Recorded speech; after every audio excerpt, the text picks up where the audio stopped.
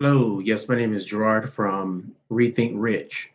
I'm going to be talking about a book that is very, very important, probably one of the most important books that has ever been written. Now, you notice I said one of the most important books that has ever been written, and this is titled As a Man Thinketh, and it's by James Allen. So I'm going to start reading this because it's very, very important that you really grasp when it comes to your thoughts, thinking. Everything begins with a thought. Everything in your life is going to begin with a thought. Everything that you'll ever do, achieve, be, or have, or is all going to start with a thought. That's why thinking is paramount. It needs to be first and foremost in everything you do. So I'm going to start it out. It says, it reads as such: thought and character. The aphorism, as a man thinketh in his heart, so is he, not only embraces the whole of a man's being, but it is so comprehensive as to reach out to every condition and circumstance of his life. Let me read that again.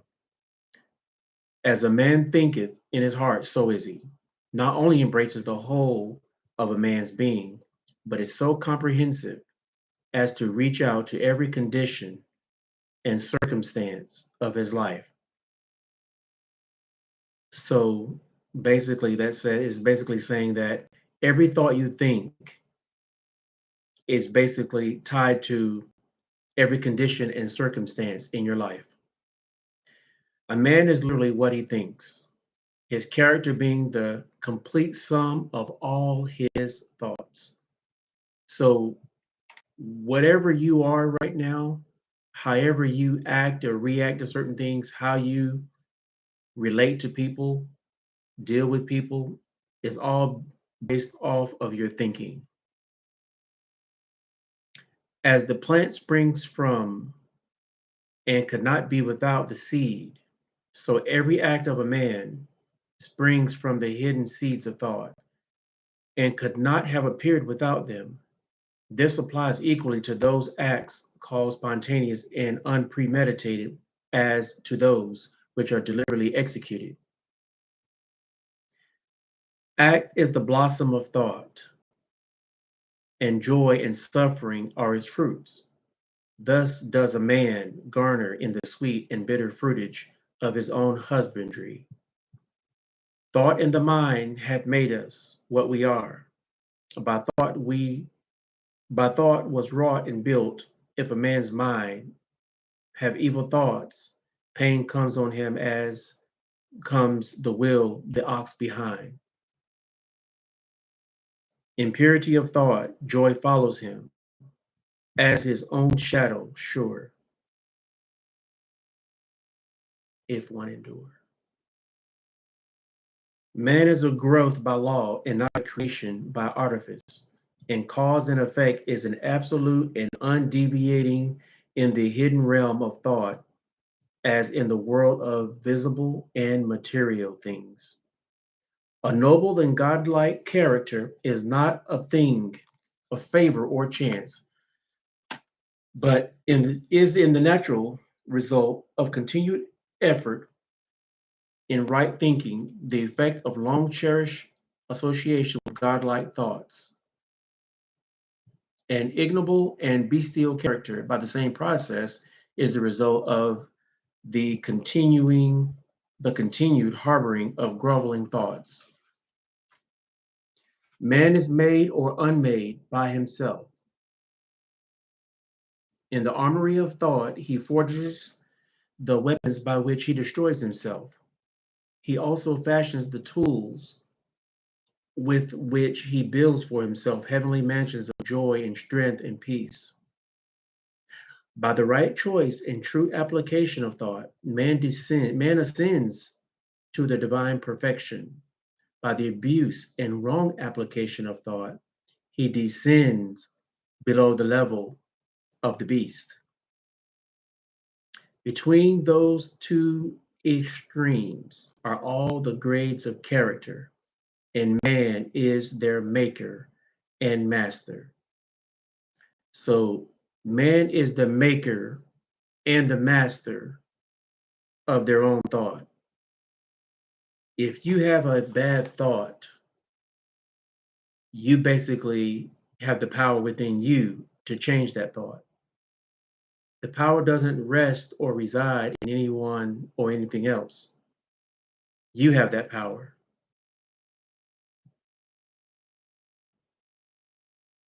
Of all the beautiful truths pertaining to the soul which have been restored and brought to light in this age, none is more gladdening or fruitful of divine promise and confidence than this, that man is the master of thought, the molder of character, and the maker and shaper of condition, environment, and destiny. So you, as that man or that woman, that human being, basically, and let me just say this, when I'm speaking about man, I'm basically speaking in terms of mankind, male and female, human beings. Okay? So man is the master of thought, the molder of character.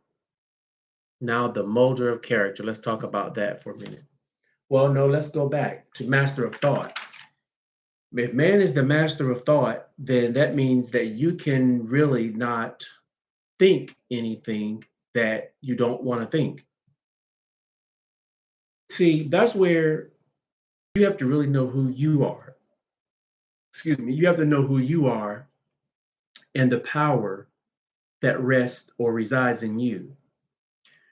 When you know that you have the power and the ability and the authority to do something, you will, and if you really truly believe that, then you will act accordingly to that power that you know that you have received. Let me give you an example.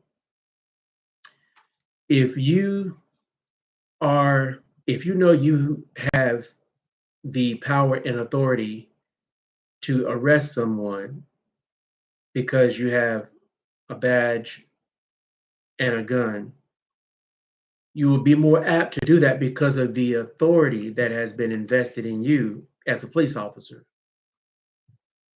So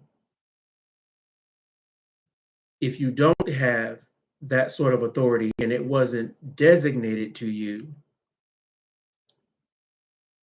then you are going to probably be a little apprehensive about just trying to take someone's freedom,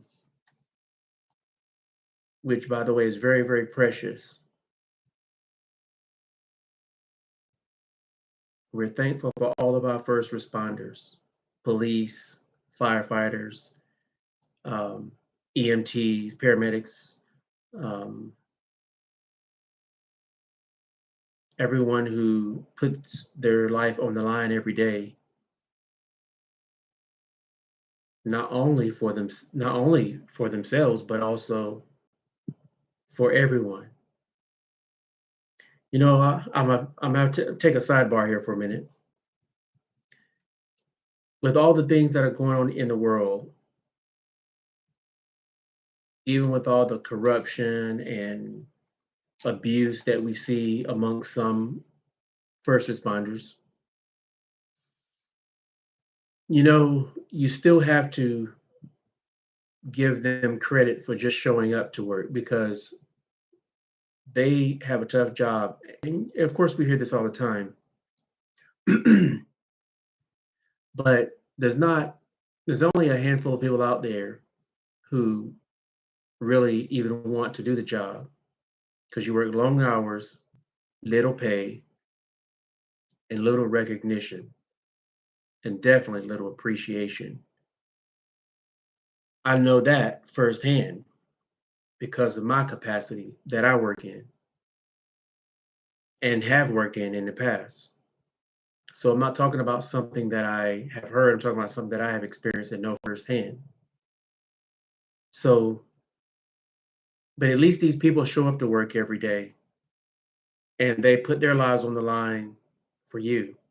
So next time you see someone, a first responder of any sort, just give thanks.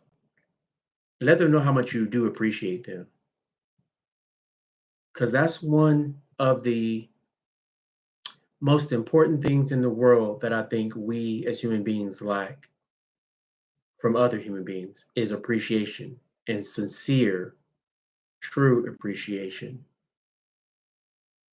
So, so let me just get back.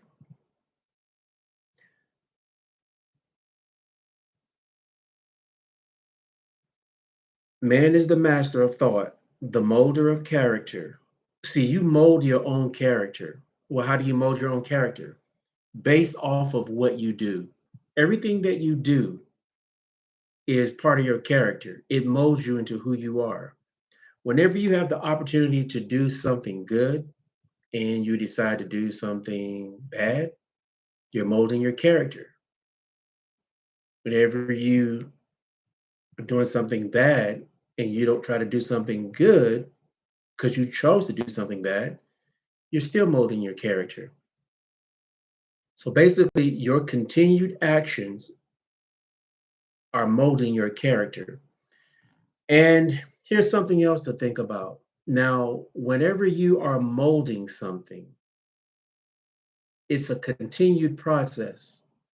But it gets to a certain point that once it's molded, it's fixed. And depending on how it's molded and how long it's been shaping and being molded, it could be very hard to break. So, but you as an individual, you are the molder of your own character. You are a free will being, so you make your own choices in life. But you need to realize that your choices mold you, it molds your character, it molds your thinking. That's why this book is so important.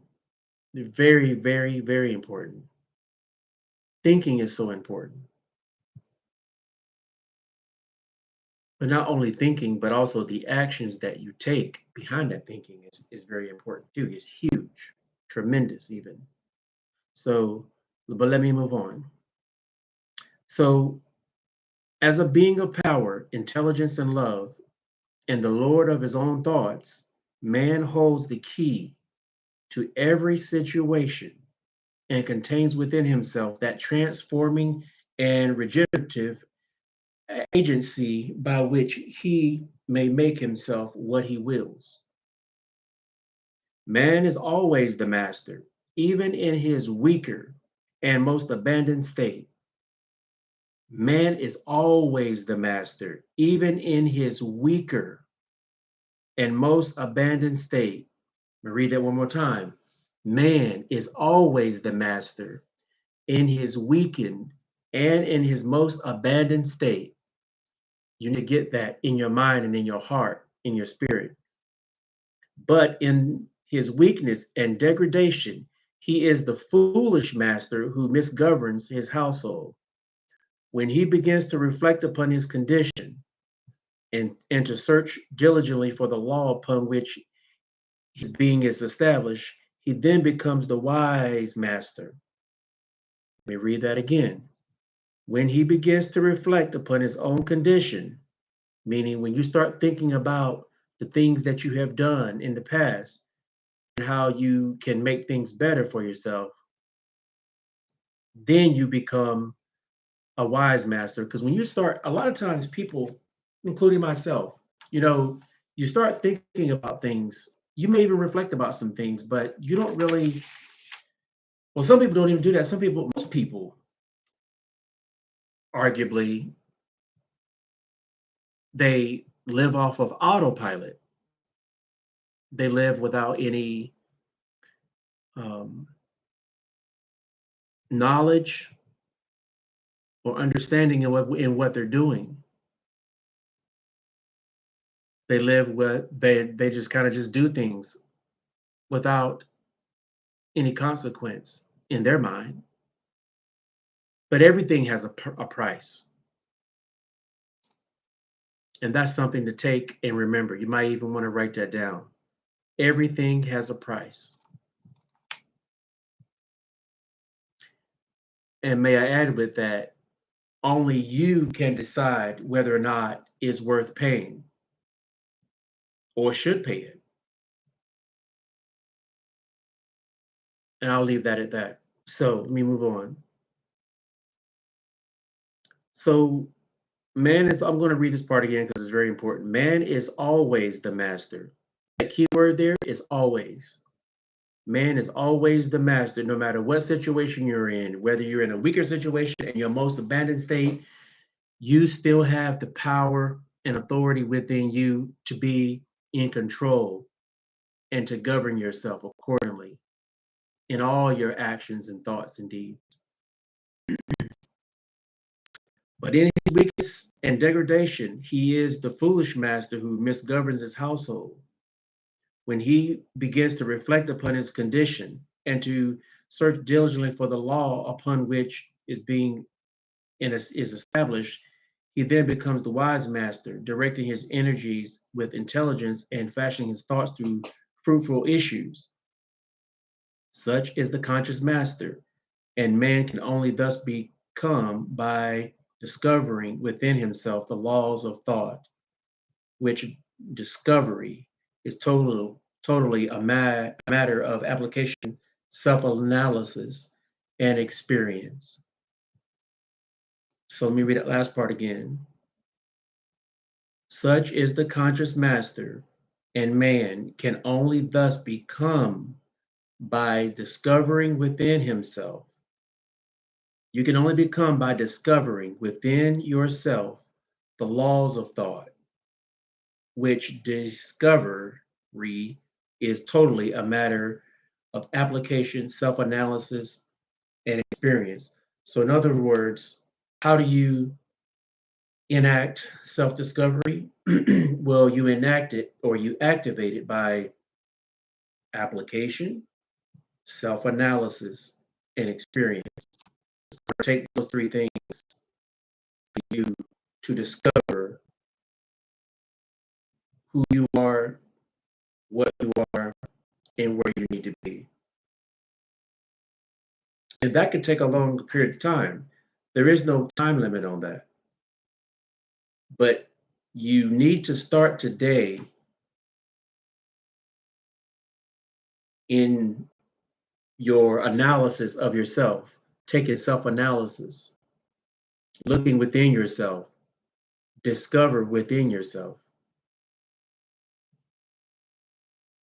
who you really are. Because if you don't find out, if you don't discover who you really are, then someone else will come by and tell you who you are. And chances are, you may even believe them.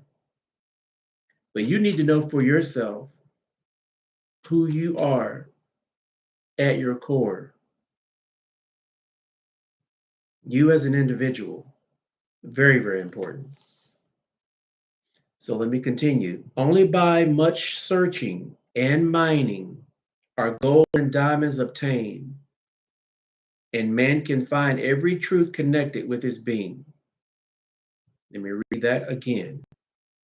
Only by much searching and mining are gold and diamonds obtained, and man can find every truth connected with his being. If he will dig deep into the mind of his soul, and that he is the maker of his character, the molder of his life, and the builder of his destiny, he may unerringly prove, if he will watch, control, and alter his thoughts, tracing their effects upon himself, upon others, and upon his life and circumstances, linking cause and effect by patient practice and investigation, and utilizing his every experience, even to the most trivial everyday occurrence, as a means of attaining that knowledge of himself, which is understanding, wisdom, and power. Now, that's a mouthful right there. But all he's saying right there is that if you take the time to search yourself, you're going to find out all you need to find out. But it's not going to be easy. Mining for gold is not easy. If it was, everybody would do it. Why is that? Because everybody's looking for the easy way out of things. Don't look for the easy way. If you look to have an easy life, I heard someone say one time, it'll be hard. But if you look for a hard life, it'll be easy.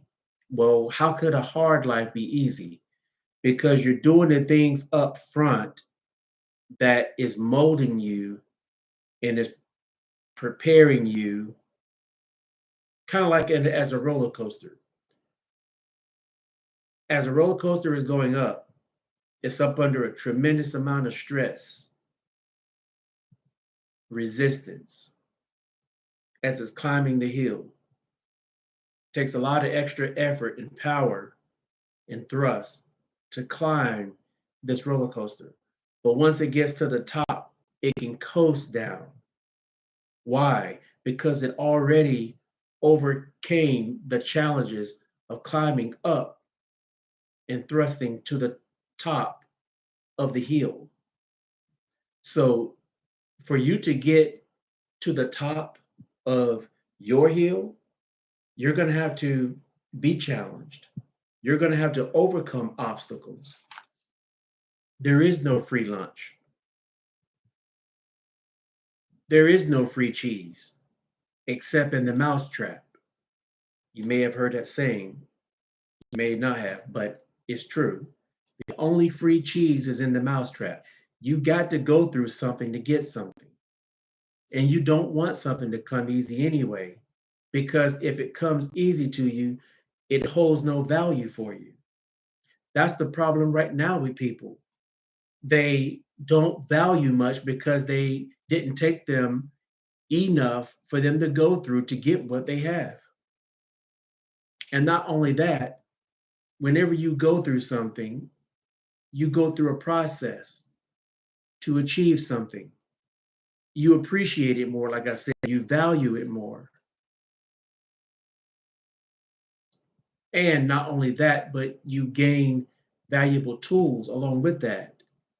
You gain the knowledge and the experience and the pride, the gratification in overcoming those life challenges to get the goal.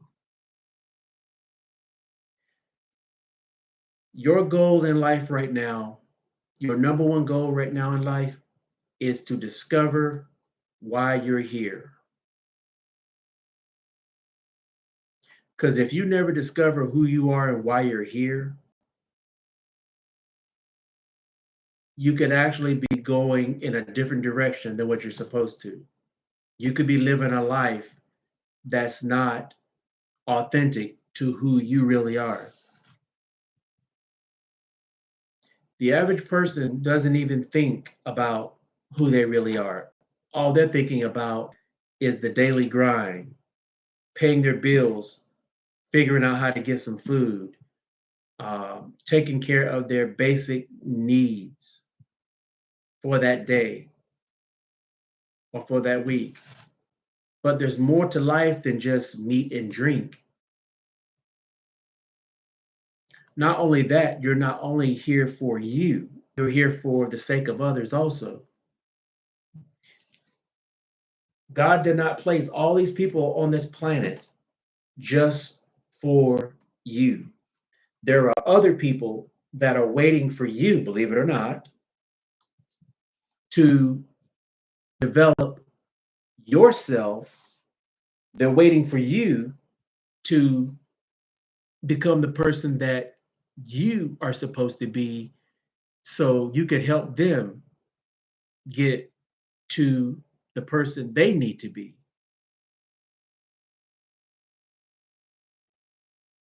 The people who are going to be most responsible are the people who have the word in them, the knowledge in them, the wisdom in them to give to somebody else.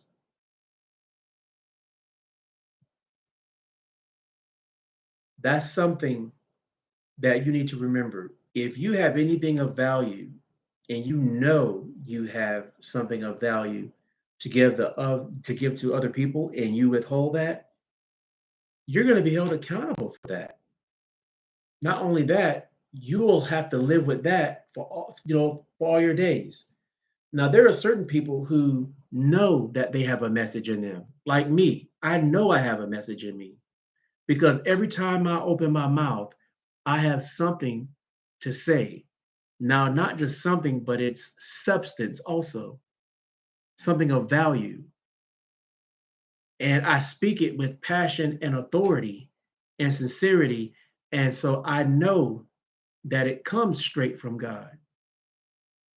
So there's no way in the world that I can just live out my days haphazardly, thinking that, okay, um,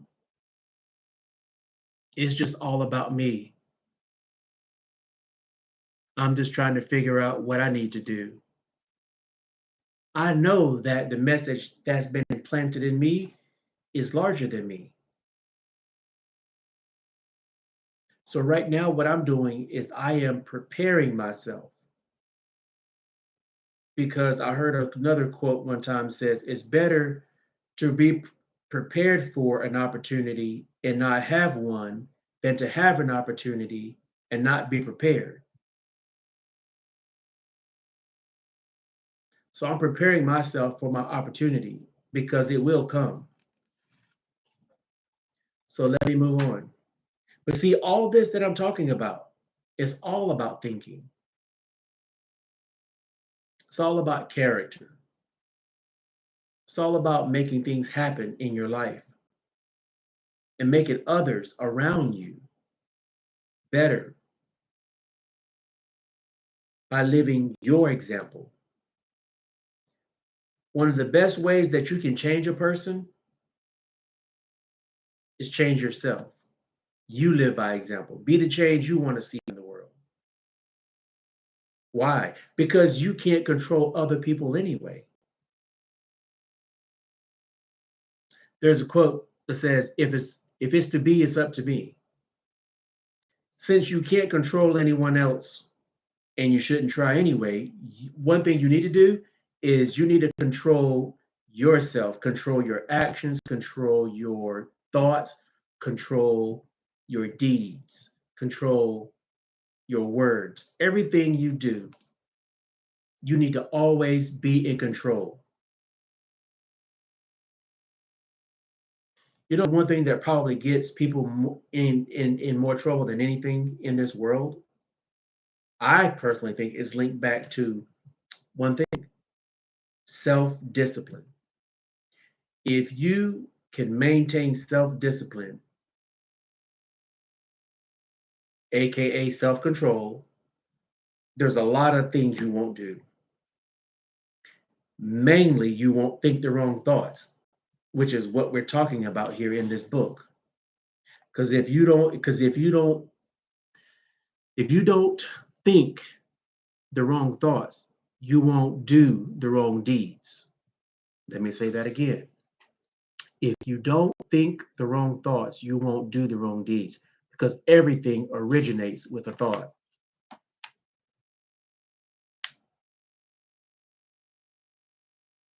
So I'm going to move on. But you need to remember that man is always the master. You are always the master and you are always in control. Even if you feel like you're out of control because you do things that you shouldn't do, you're still in control. No one can make you do anything.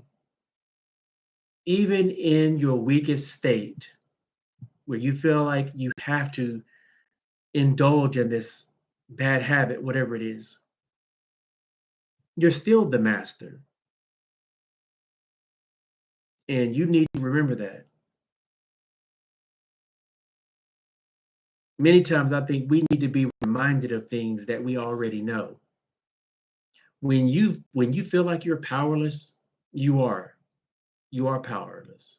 Whenever you think you're powerless, you are. That's why thinking is so important. That's why listening to things every day is so important. Things that will constantly reframe your thinking,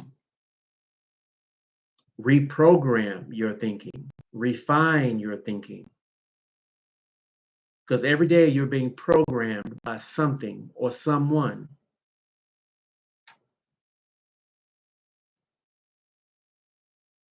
But I encourage you to search and mine that gold that's in your mind.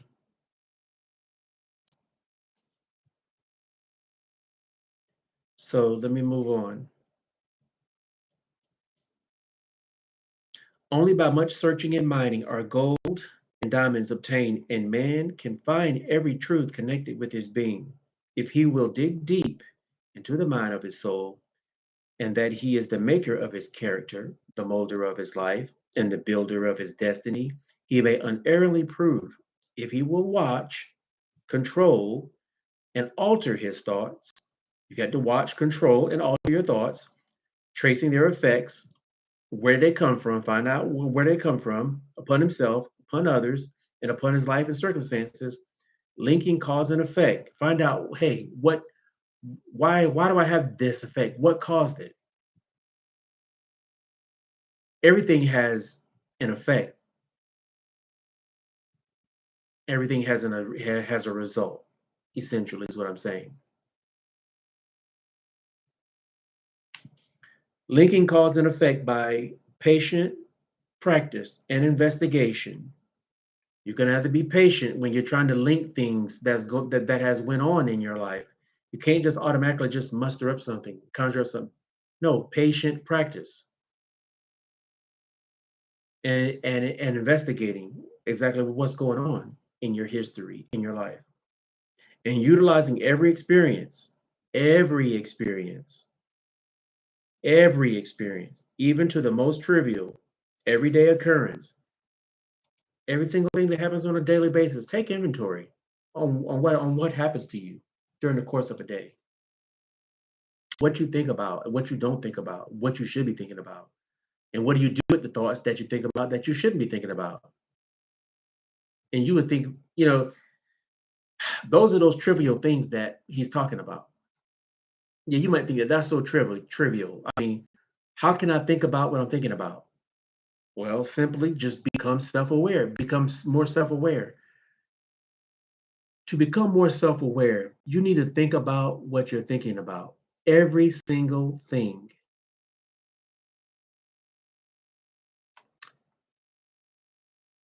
We as human beings have approximately, I think it's like approximately 80,000 thoughts a day.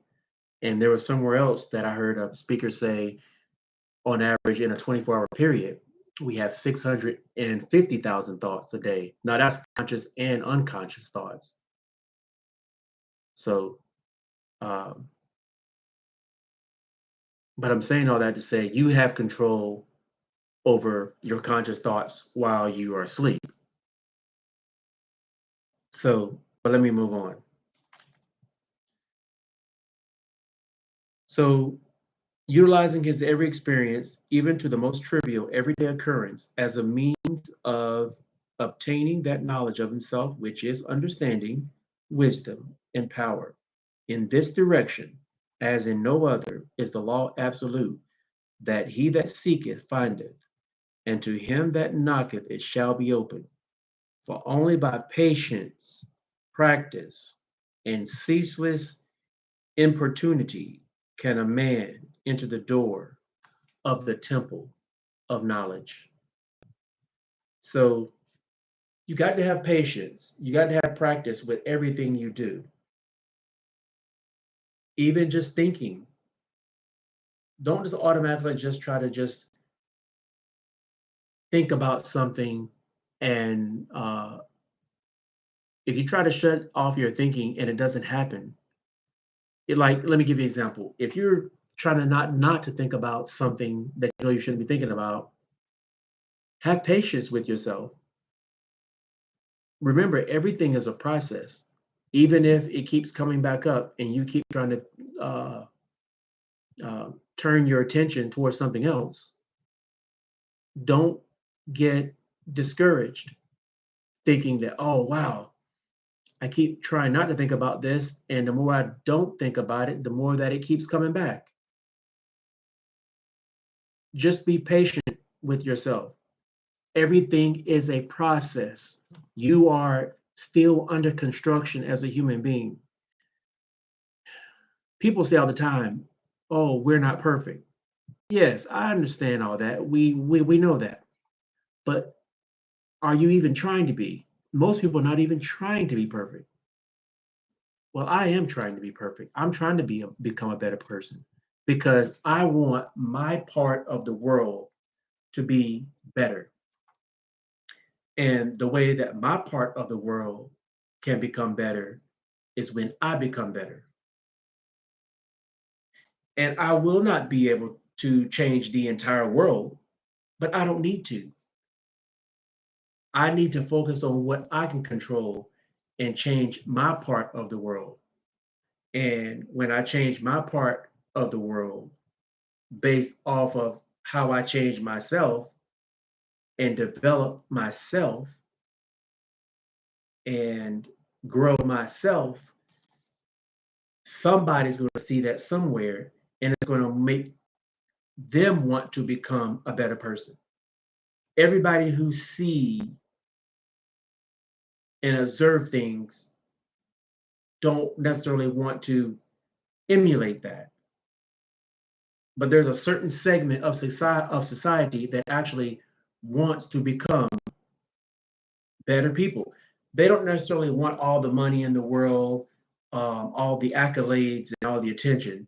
They just want to overcome some of life's challenges and want to know how they can go about that, how they can become a better person. Because essentially, even with all the money, what does money do in and of itself? It provides resources, it provides opportunities. But if you are not a person with character, integrity, wisdom, if you get the money, you're going to blow it. It's going to work to your detriment because you don't have a solid foundation. You don't have the right mindset for a lot of money and what to do with it and how to hold on to it, how to give it, how to invest it. All those things are important.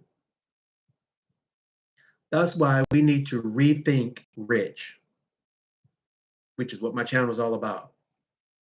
We're going to reclassify it, what rich is, what rich really is. It's not cash like we think it is, like this. This is not what we consider to be really rich. What's really rich is health. What's really rich is having a mindset to give people, to give to others. What's really rich is having sincere friends and family, having that support. What's really rich is peace of mind. What's really rich is having love for your fellow man. How about all that? All those things don't cost money. It's intangible things. You know what real rich is? It's unsearchable. It's inside. What's really being wealthy is having the Spirit of God reside on the inside of you, leading you and guiding you with His wisdom, His knowledge, and His understanding, and His revelation in His Word. Those are some of the things that constitute real riches. Because this is just pieces of paper. You can light a match to this, and it's gone. It's ashes. But you can't necessarily light a match to those things that I mentioned before. Those things can follow you from generation to generation.